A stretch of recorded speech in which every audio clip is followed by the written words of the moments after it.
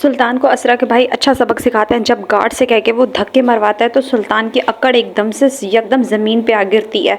तो उसका असरा का भाई बिल्कुल उसे कोई जवाब नहीं देता, वो खूब बदतमीज़ियाँ करके जाता है। जैसे ही घर पे आता है खूब शोर मचाता है और अपनी माँ से कहता है आपने भेजा था ना मुझे मुझे इतना ज़लील किया उन्होंने, देखो मैं उनके साथ करता क्या हूँ।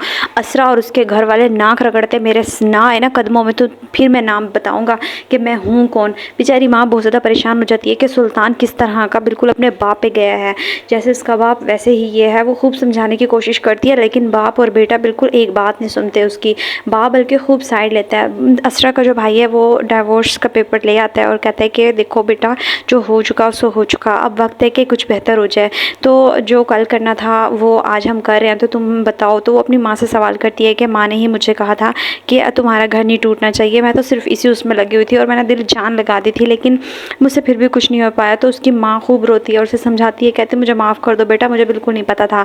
तो जो वो होता है डिवोर्स नामा वो भेज देते हैं सुल्तान के पास। सुल्तान जैसे ही पेपर देखता है उसके तो हवास उड़ जाते हैं, क्योंकि उसको ये होता है कि असरा कभी भी मुझसे डिवोर्स नहीं लेगी। वो फ़ौरन वकील के पास जाता है, वकील उसे समझाता है कि आप करना क्या चाह रहे हैं।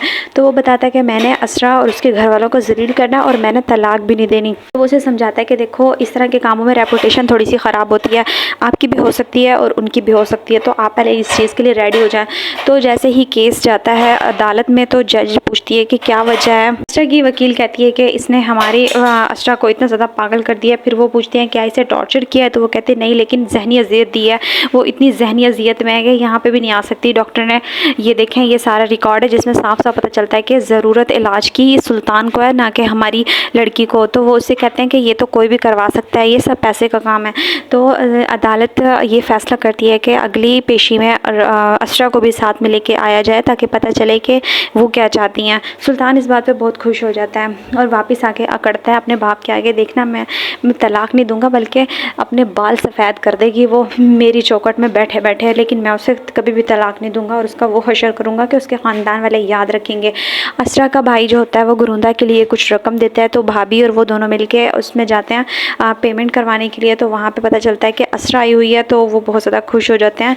इतने में परीज़े भी आ जाती है, उसकी भी मुलाकात होती है असरा के साथ। तो पता चलता है कि डिवोर्स के लिए उन्होंने पेपर दिए हुए हैं, जल्दी असरा और सुल्तान की तलाक हो जाएगी।